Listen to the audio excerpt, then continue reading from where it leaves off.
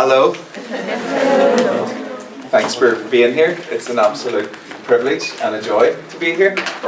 I'm going to talk quite slowly so you understand what I'm saying with this strange accent that I have. These are all art students, so this could be actually really interesting. I guess writers are artists too, to some degree. So we'll talk about this first. This is my book. It's called Close to Home in English, Retour à Belfast in French. And it's, I guess, I started writing this book in 2016, which is quite a long time ago. And it took me quite a while to finish it and get it published, maybe 5-6 years. And it was published last year in English, this year in French, which is great. And it's about a young man who's just graduated from university. And he is the first person in his family to have gone to university. The first person kind of amongst his group of friends, you know. He's sort of working class background, single parent family. And so it's he sort of is, first person to have experienced this experience out of everybody in his life. And he's sort of forced to return to Belfast, and is sort of, upon returning, sort of falls back in with the people and the crowd of young men that he was in some way trying to escape by going to university. He was trying to, escape all of the trouble he was getting into as a young guy, escape drugs, alcohol, and also his family. He's got quite a complicated family situation in with that crowd.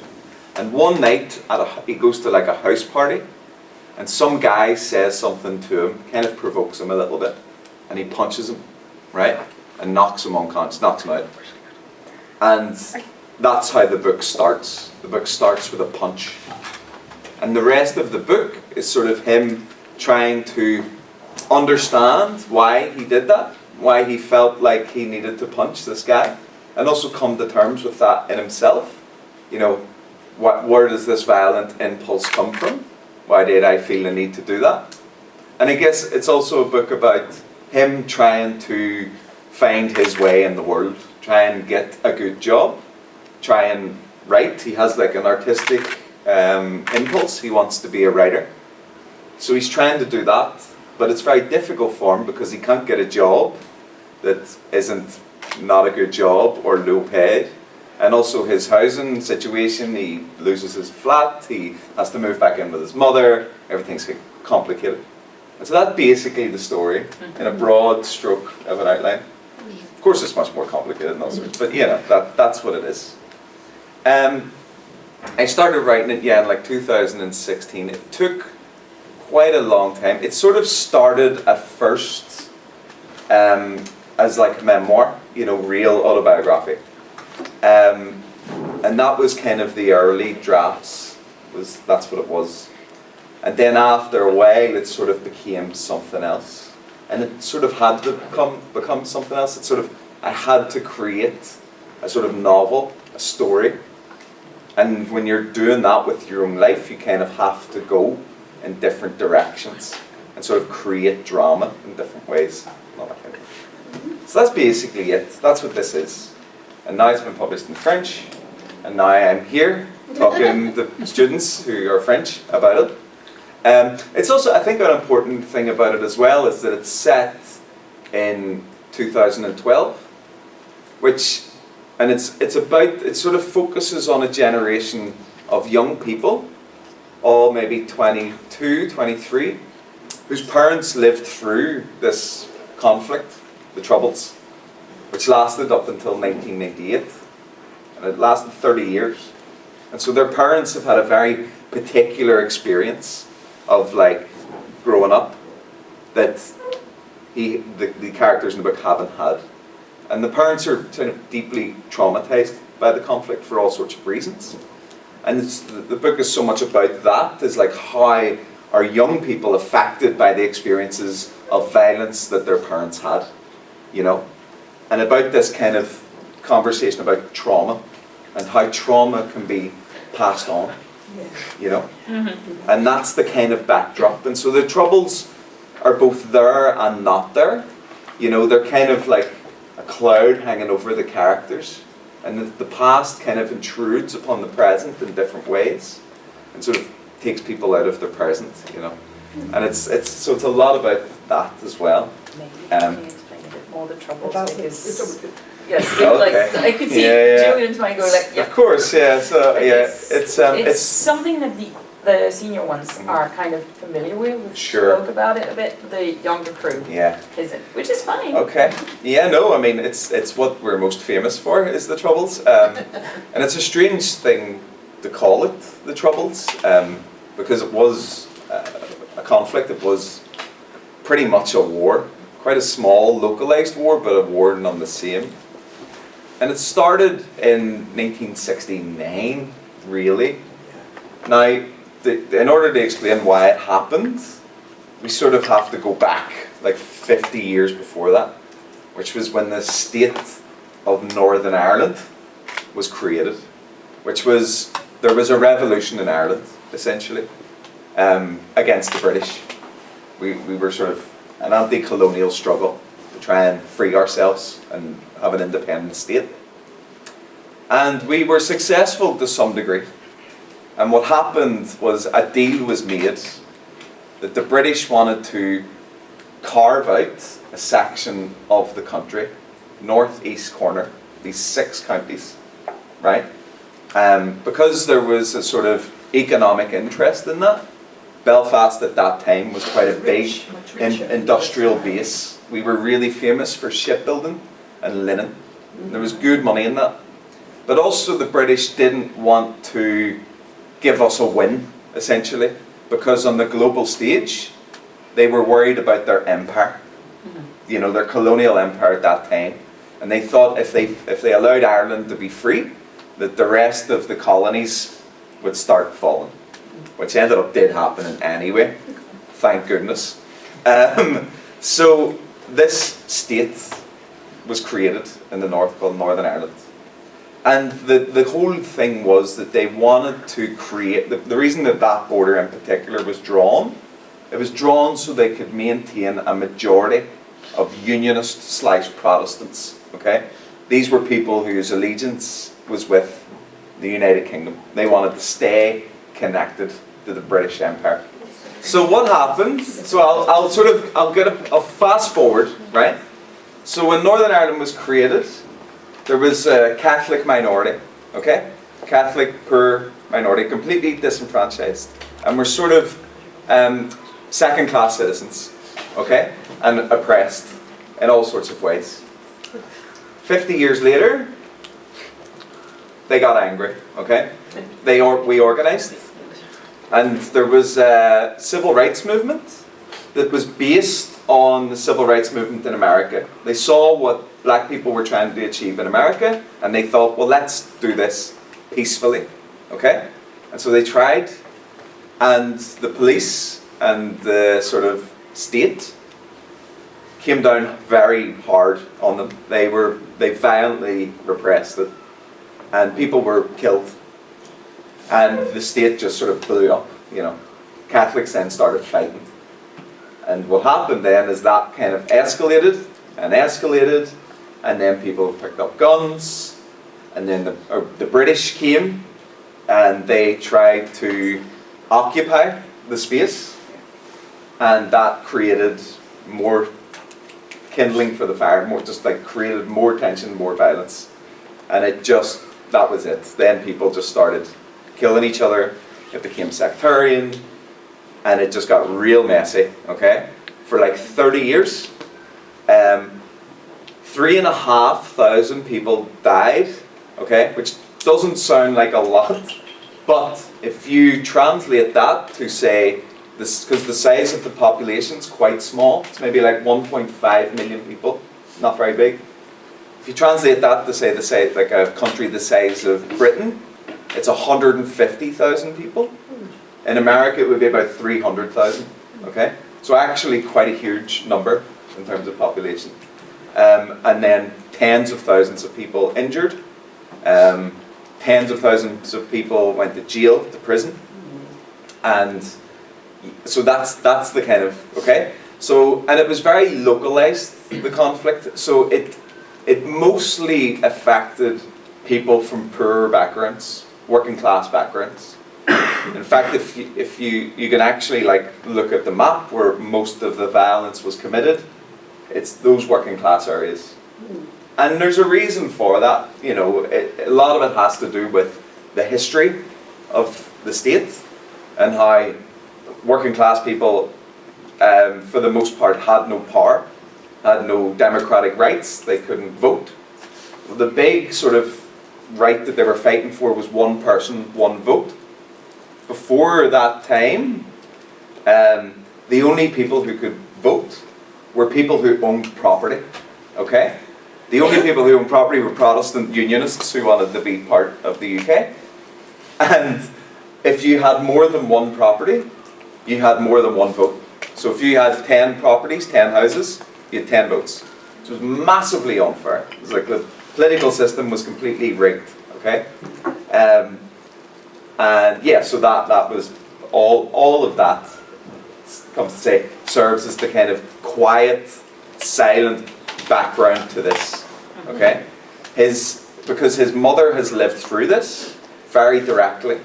She's lost people. She knows people who went to prison. She almost became involved herself with revolutionaries, with the IRA. And so her experience then is very complicated, and she's very marked by it. Okay? And it's the same with all of his friends. All of their parents lived through this, and it's affected them.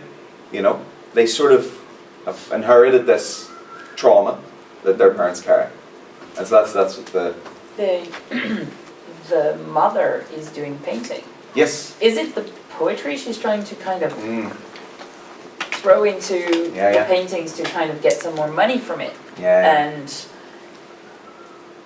be extracted from that neighborhood where she's kind of stuck? So his mother paints, okay? And she's like a self-taught artist. She didn't learn at school. She left school when she was like 15. She fell pregnant at 17 and had to get married.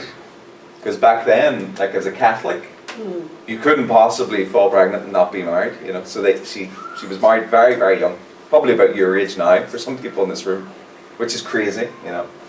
And so she paints. She does a little bit of art, and because she never had the opportunity to go to a good school or go to university or anything like that, it's kind of her outlet for her sort of her stress and anxiety.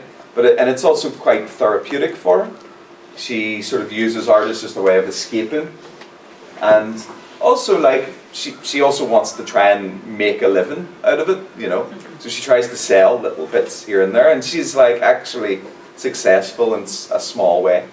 She makes a little bit of money. Yeah. It's a way to get out of that. For sure. And so a lot of the story is about like different ways of escape, you know, and escape through art as well, which is what the narrator is also trying to do through writing. So the reason people painted murals on their walls in their communities was initially to kind of for political messaging, okay, to sort of for propaganda purposes, really. Yeah. It was for, you know, the revolutionary movement, to show solidarity, to show that the community was behind them. And so they would have painted like a lot of, so you'll see like a lot of stuff like this one's quite important. So you get like a lot of solidarity with other kind of revolutionary movements. So Palestine, the Basque country, Catalonian solidarity movements, and Cuba. So these are kind of the people they look out to and reach out to. And like, as time, maybe I should, let me see. There's strange, so this one was a commemoration for the 1916 Rising, which is like an important moment in Irish revolutionary history. And then you'll get ones, and then this kind of thing, all very romantic imagery, you know.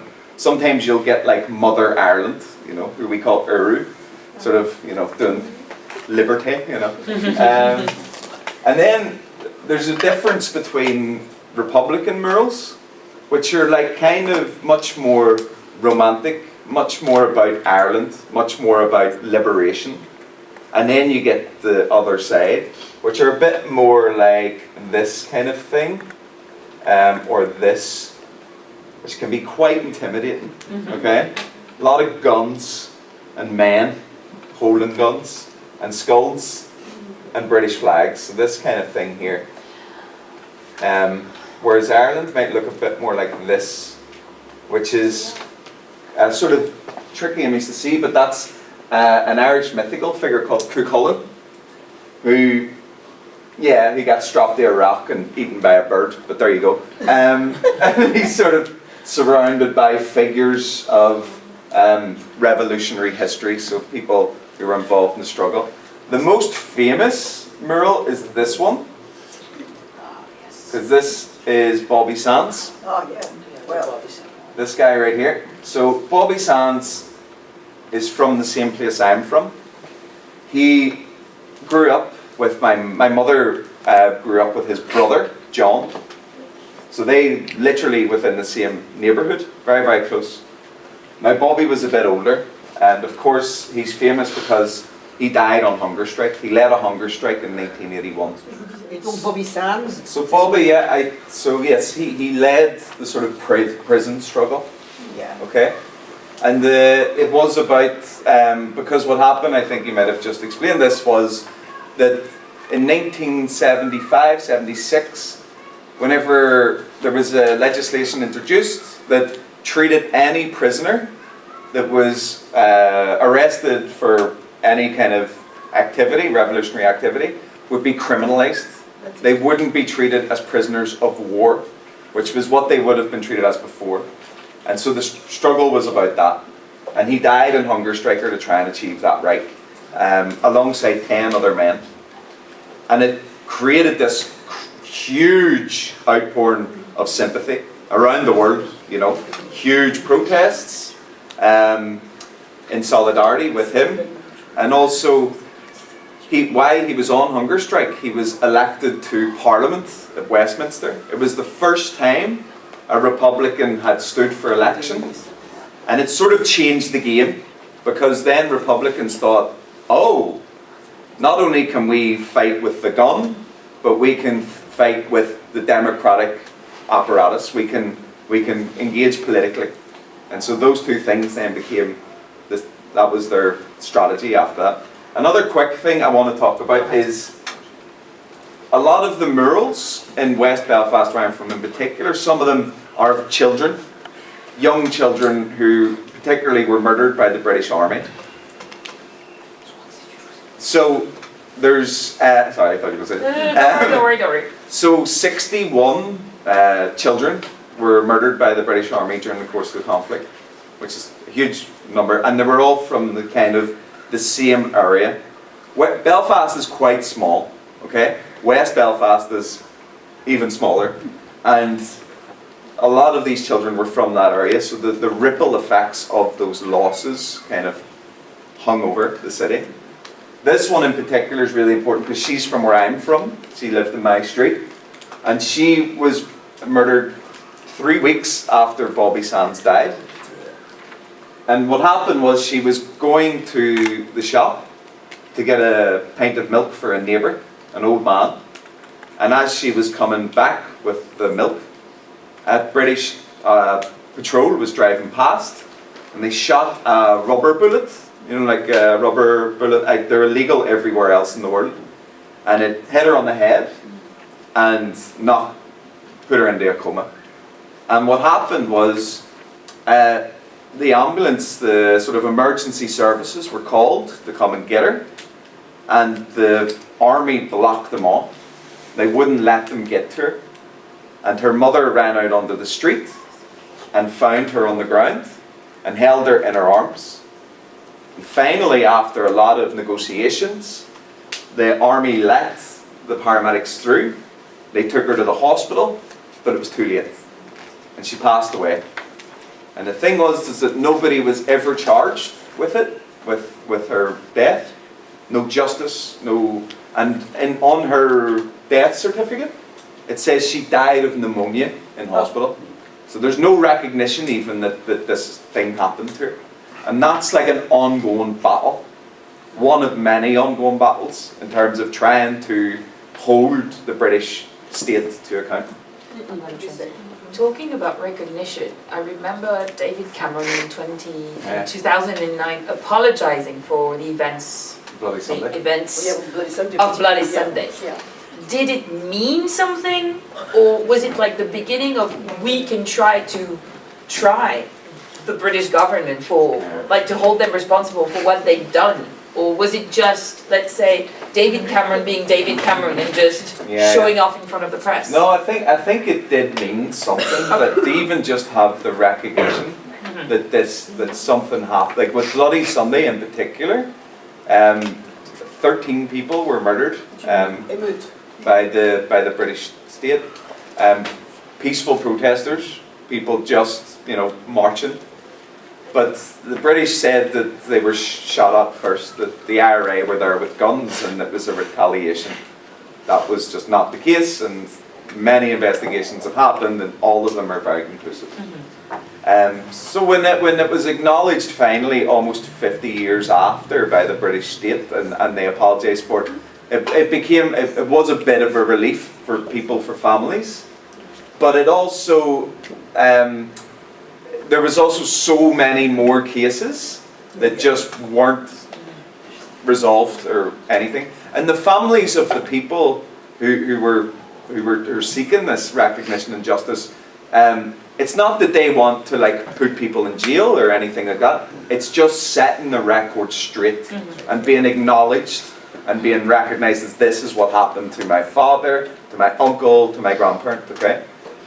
So this kind of image of Carol Ann, and images like this exist in a lot of, these are kind of like neighbourhoods, like housing projects, so they're all there throughout them.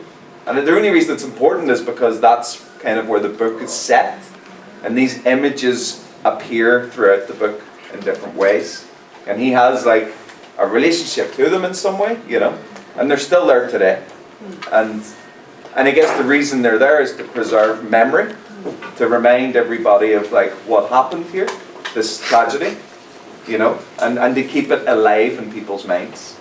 Yeah. And so these are sort of gateways to memory, or ways of you can use memory within the story as well, So, do you have questions about Ireland, about maybe the characters from the book? If you want to ask about writing and what writing is and different things that I do, and also the magazine, we can talk about the magazine as well. Yeah. Rebecca? Where did you get your inspiration for writing this book? My life. Yeah, it was very, it really was, it came from a very personal place. And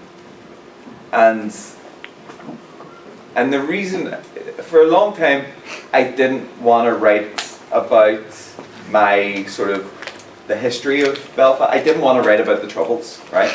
And I really did, because everybody from Belfast who writes has written about it. It's kind of the thing we're most famous for, except for the Titanic. And but what happened was I was then in a bit of a writing block. I was sort of struggling to write anything. And a lot of it had to do, I think, with not being able to go to these places in myself. And I think there was a lot of shame for me about where I was from, that I had sort of internalized in some way.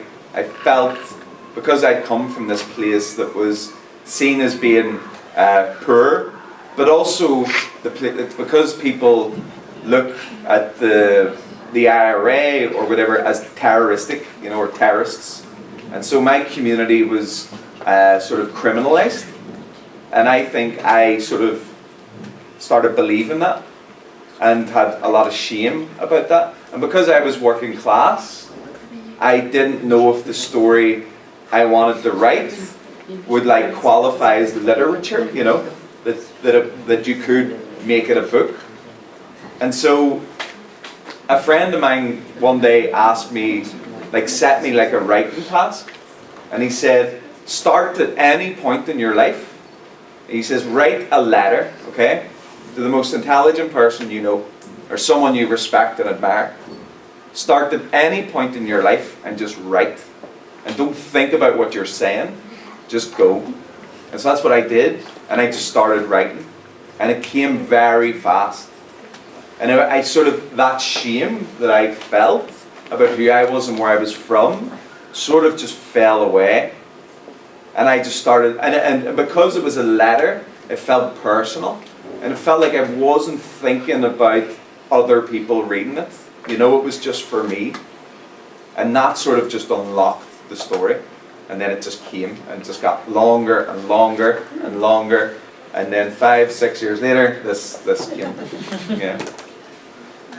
So my mother, you know, a lot of the things that I didn't experience directly are things that my parents would have experienced. And so the book is a lot about that sort of disconnect, you know. And so I had a lot of conversations with my mother about what she experienced growing up. And she's always been very open about that. She's always wanted us to know what she lived through.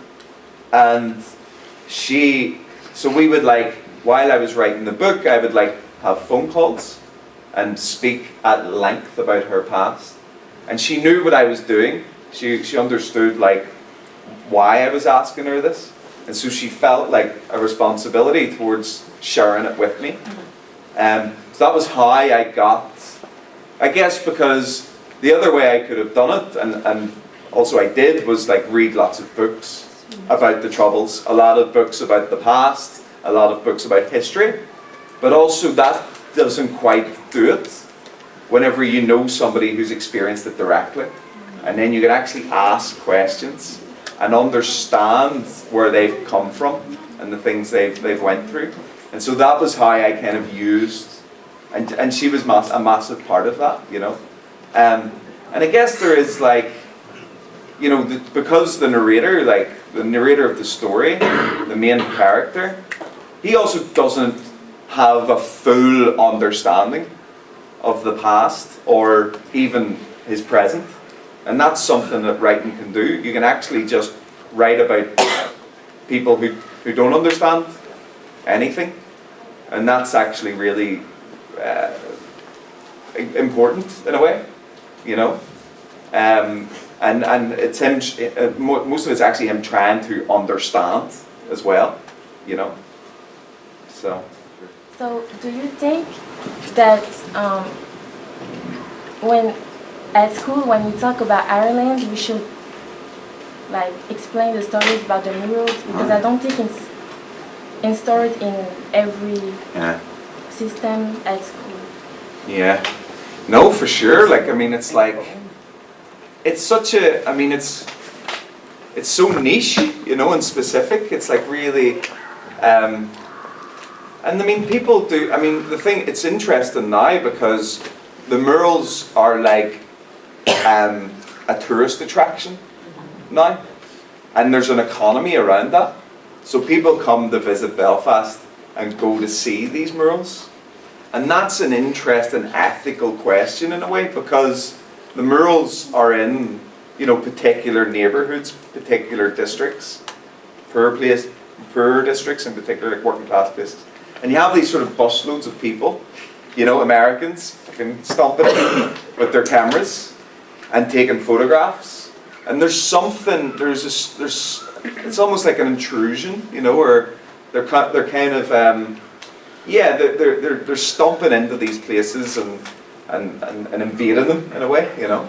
And I think for the local people in their communities, that's quite uncomfortable, do you know, because the murals are for us, do you know, it's not for Americans, it's not for, you know, tourists. But it's educating them. But that's the thing, the other side of the coin is that people are coming to understand what happened. And so there is then so the local community at the same time are also happy for that and grateful that their story is being told and people are wanting to understand why or what happened. And so they have like a really important place in that way.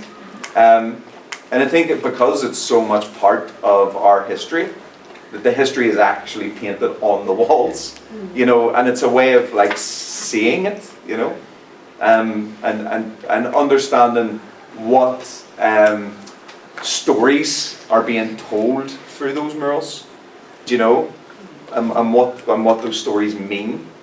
And in 2006, that the London terrorist attacks, which was 2006. I remember, I think it was a 60-year-old lady interviewed by French television and saying, "Are you not scared to go on the tube because of the bombing?" And she was like, "My little dear, I lived through the Troubles.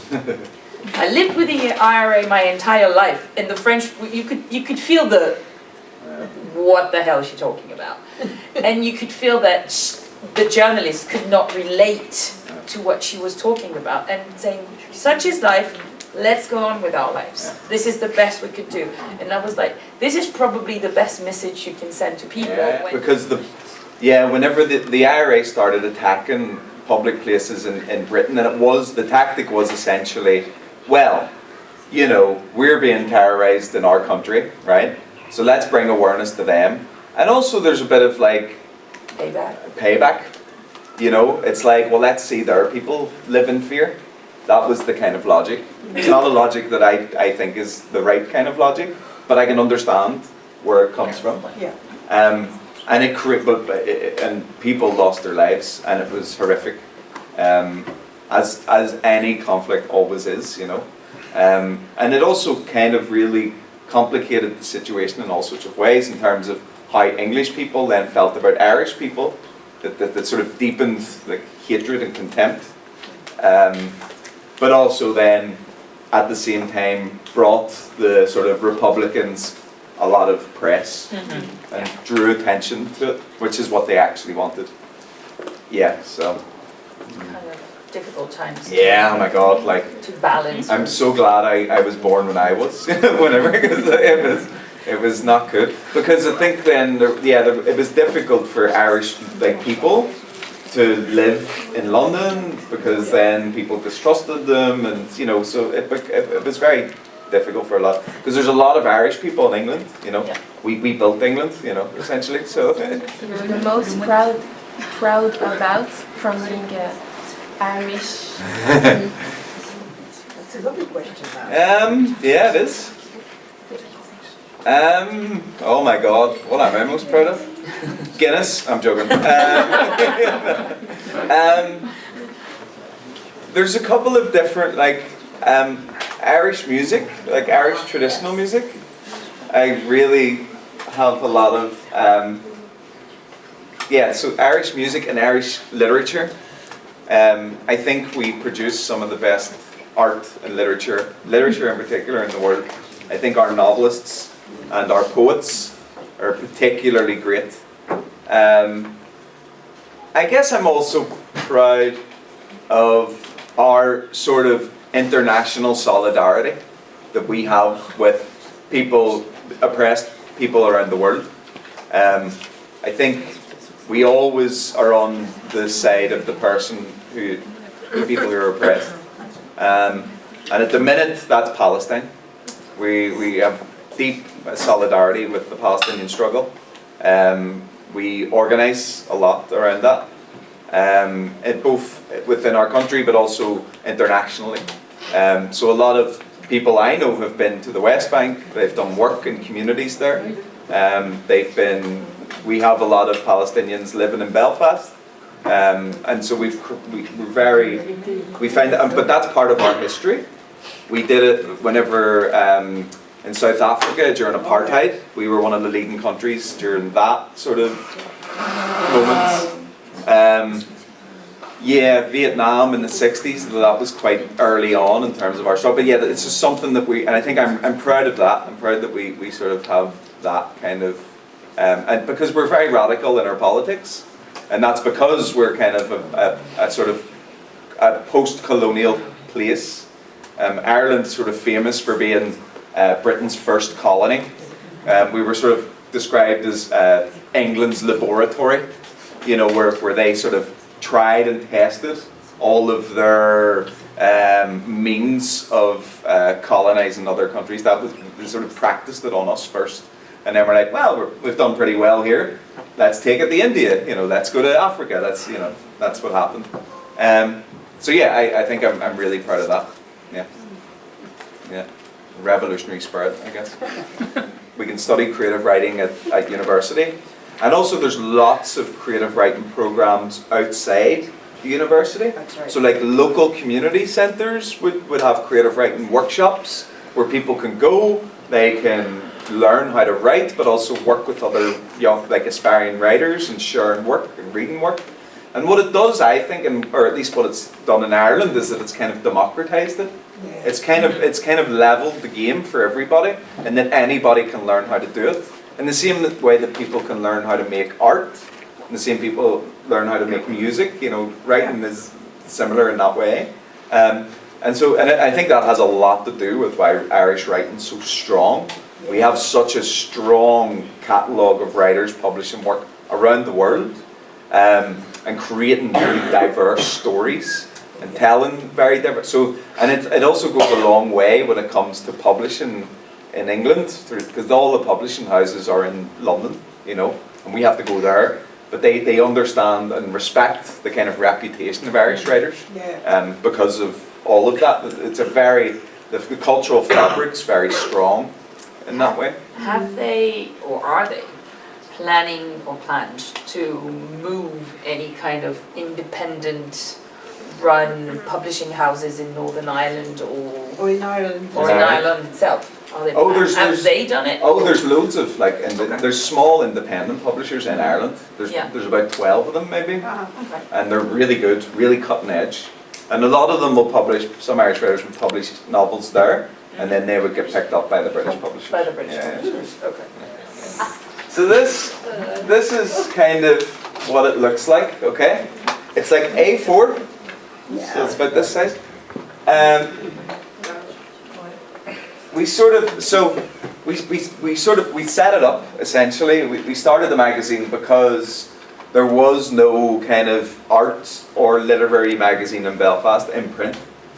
But Ireland has quite a lot of small magazines. They have a really strong culture of different kinds of, but particularly literary magazines. Mm-hmm. Magazines where you can publish poetry, short story, essay, or book reviews.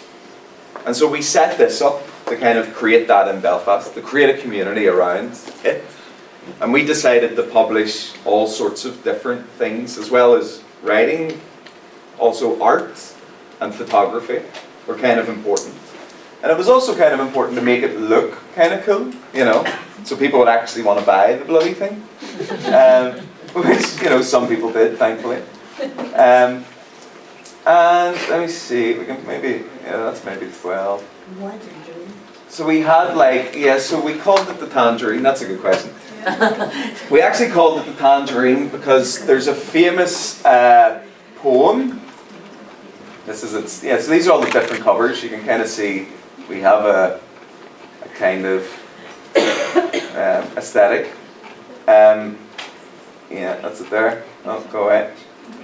We called it the Tangerine because there's a famous Irish poem called Snow by a man called Louis MacNeice. And there's a line in it that says, I peel and portion a tangerine, spit the pips, and feel the drunkenness of things being various. So it's kind of a poem about like various experiences of people's lives that we sort of read as being like inclusive in terms of different forms of art that we were publishing. Life being various sort of speaks to that life is different for different people, depending on where they're from, their backgrounds, all that kind of thing. So we thought, yeah, that kind of works. Yeah, so we published the first issue in like 2016, I think. And we were doing 3 issues a year. So that was quite a lot of work actually. And then we went down to like 2 a year because it was a bit easier. And we ran the whole thing ourselves. We basically started with, we did like an online Kickstarter thing, where we basically raised funds through donations. We made like a video, did like describe what we were doing, and people gave us money. We raised, I don't know, I think it was like £4,000.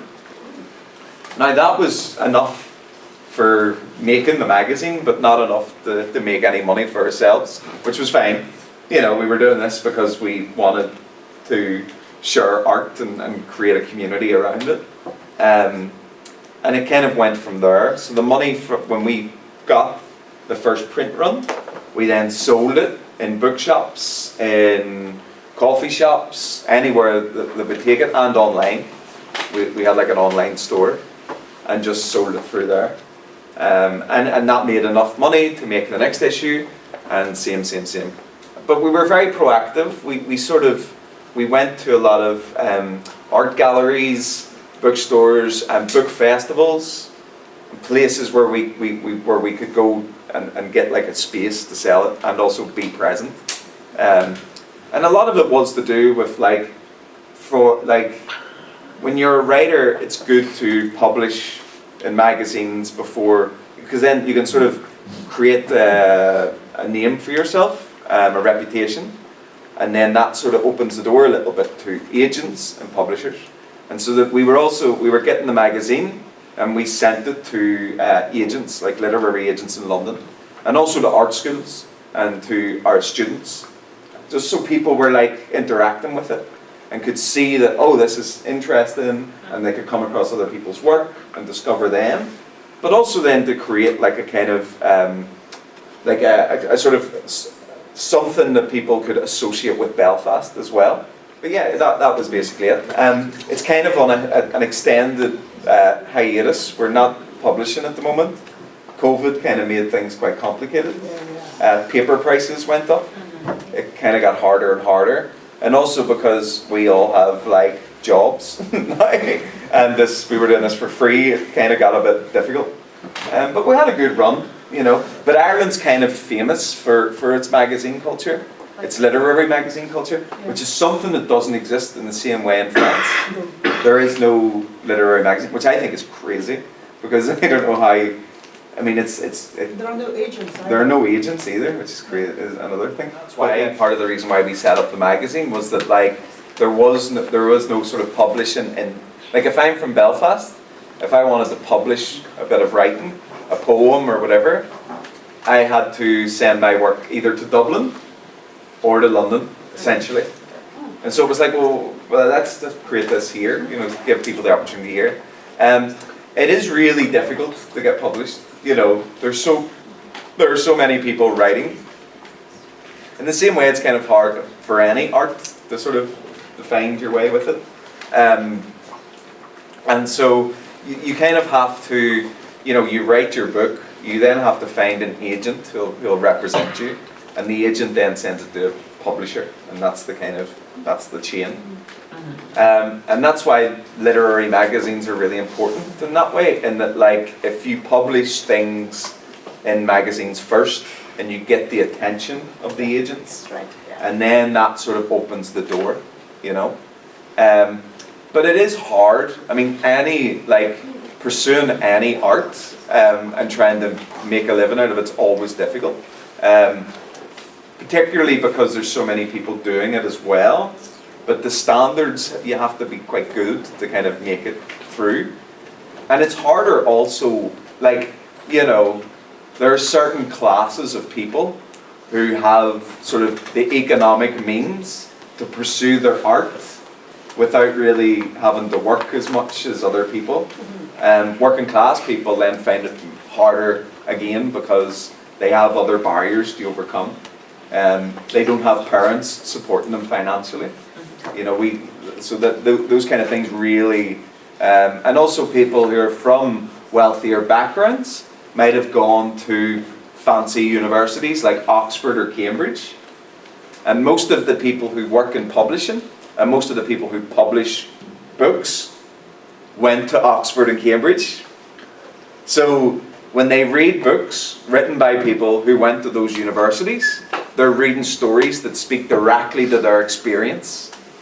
And so they're more inclined to publish those than a story about, I don't know, working class people in Belfast, or, you know. So it is like, that happens, and that's definitely a thing. And it's something I think publishing has a responsibility towards, as like hiring people who aren't clones, you know, Oxbridge educated, incredibly wealthy backgrounds, have a very limited experience of the world because they only know their own experience of it. And so these are questions I think about how, and it's the same across the board, and the art world in particular, it's similar. Class is very,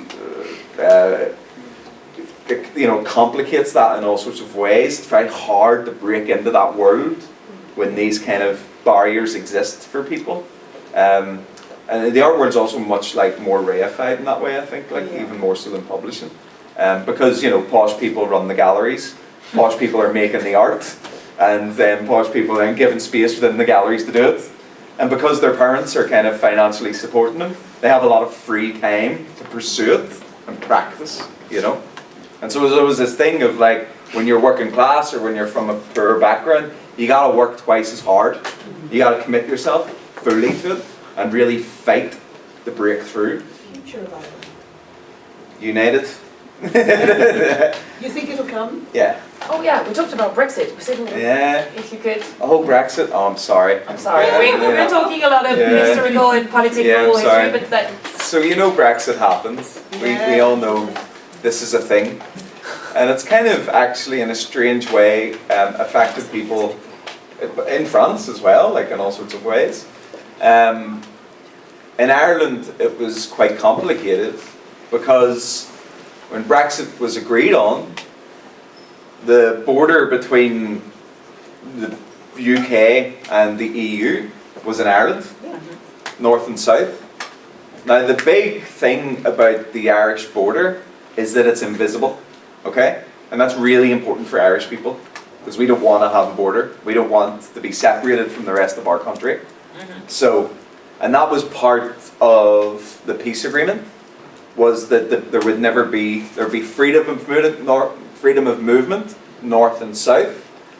The island would be like quite cohesive in that way. Brexit then threw up the question of how can access to the European Union exist on an island without a border? Like, because border checks, you know, goods, services. So there was a question of whether or not that would happen. And Irish people really were not happy about this. We were like, oh no, you're going to bring back a border in Ireland? Are you nuts? The last time that happened, we had a conflict for 30 years. You know, so that was kind of the stakes. And what happened? Yeah, so it was quite funny actually, because the Unionists in Northern Ireland, the people who wanted to be in Britain, in the UK, they wanted like the hardest version of the Brexit deal, okay? Seriously? And yeah, and because they wanted a border in Ireland. They thought that would bring them closer to England. And they also, they were very important in terms of acquiring enough votes for that deal. And what happened was that the Boris Johnson told the Unionists, don't worry, I've got your back. Trust me, give me your votes and we will give you everything you want. Of course, as soon as they got the votes, they were like, yeah, fuck off, you know. And then that was like, they completely sold them out. And so it left the Unionists in a really difficult position because that Irish border was never going to happen. And what happened instead was that the border was put down in the Irish Sea between Ireland and England, which then further separated us from England, which was created by the Union, you know. So they kicked off. The Unionists were like, oh no, we can't have this. Even though they did it, it was their fault. They walked out of government. The government collapsed for 3 years. And it's very dysfunctional. But then what happened through that, and a really important thing in terms of thinking about Ireland, was that the people who voted in Northern Ireland as part of the Brexit thing, they voted overwhelmingly to stay in the EU. That's right. Yeah. Catholics and Protestants, right? So they were then deeply disappointed by the outcome. And also what happened is, so in Northern Ireland, which I actually don't say, I say the north of Ireland, but we'll say that. We can have either a British or an Irish passport, or both. We can have either or. So we have a choice as to what citizen we want to be. I have an Irish passport, obviously. Protestants, as unionists, would have a British passport mostly. Okay. But what Brexit did is that suddenly people were like, well, actually, I think it's better to have an Irish passport now. So they started becoming Irish. And the conversational dial started to shift, because then people in the north from both sides want to be in the EU, and they were like, well, the only way of being in the EU is being Irish, or part of Ireland. And so the conversation about that kind of started to speed up quite a bit. Yes. And that's where we're at now. So they're Northern Ireland, this little place here, the arrangement that when the peace agreement, when the Troubles ended in 1998, the arrangement in terms of government of Northern Ireland was called power sharing, right? Which was Unionists, Republicans sharing power, right? That's the arrangement. And they both have a veto in that if any kind of law or legislation is about to be passed, either side can say, absolutely not, okay? But they have to work together. That's important, okay? Now, what happened is the most radical elements of unionism and the most radical elements of republicanism were the biggest kind of blocks. So they are the ones who came to power. So you have two sides at opposite ends of the political spectrum trying to work together, right? And it's very difficult and complicated. But it was because one of them is far right and one of them is left, okay? So any kind of progressive legislation, such as, say, women's right to abortion, gay marriage, was blocked by the far right unionists, right? And that became very frustrating. Women's rights and gay marriage rights were only introduced in Northern Ireland in the last 2-3 years. And it was an ongoing battle because the unions kept blocking it. And the other thing that was happening a lot is that the government collapsed all the time. Because what would happen is something would, conversation about anything, at all mostly, and one side would disagree and they would just throw their head up and go, that's not, and the government would collapse. And that's been a big problem for us because it's a very dysfunctional arrangement, and I think it's something like 60 or 70% of the time since the Good Friday Agreement, we've had no government. And now that has a huge impact on services, on people's day-to-day lives, the economy. care, medical care? Medical care? Medical care, the medical system is in serious trouble. So the state is itself very dysfunctional now. And because we also rely on London, on Westminster, they dictate how much our budget is. And of course they don't want to give us a lot of money. So that has a profound effect on how people's lives are there and how poor people are. So the argument for unification is actually not just a lot to do with Brexit, but also to do with that dysfunctional nature of the state itself, and also the connection with London, who do not want us. They don't give it. They don't care about us. Is the thing. Well, the reason why we're economically in not a good way in the north is because of that border, essentially. And the south of Ireland, you know, this whole bit, the Republic, Yeah. are one of the biggest economies in the world now. Exactly. They're huge. And they're actually have a surplus every year of like, this year it was like 24 billion surplus, which doesn't happen. We wish. So we have lots of money, okay? Lots of money in Ireland. Not north, but south. Now, the cost of ending partition and unifying Ireland, it's something between 6 and 8 billion, okay? So, surplus pays for that, covers it. But also, all the research that's been conducted by many, many smarter minds than me have said that if unification was to happen, economic boom, huge economic boom. Because of the economic potential of uniting the island, just in terms of investment, is just huge. Donc voilà. On So est the bien case parti. is kind of there. Les Anglais sont plus intéressés Yeah. par eux, mais en revanche, le sud de l'Irlande gagnerait beaucoup à les récupérer. The real question, okay, is what will Ireland look like? That's the conversation.